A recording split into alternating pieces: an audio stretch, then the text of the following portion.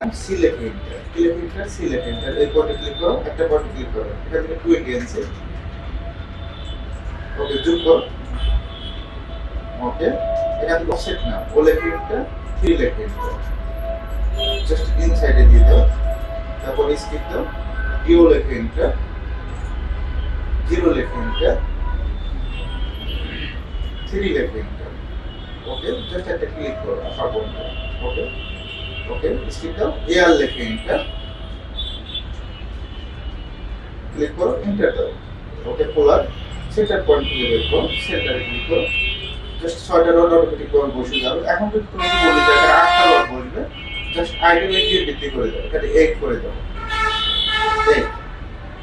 ওকে, এখানে যদি বলি যে 10টা হবে, 10 হবে, জাস্ট 10 করে দিও, যেহেতু আমার ড্রয়িং এ 6টা আছে, 6 করে দাও, 6, 6, ওকে, জাস্ট বাইরে ক্লিক করো, স্কিপ দাও, স্কিপ দাও, আশা করি পারো।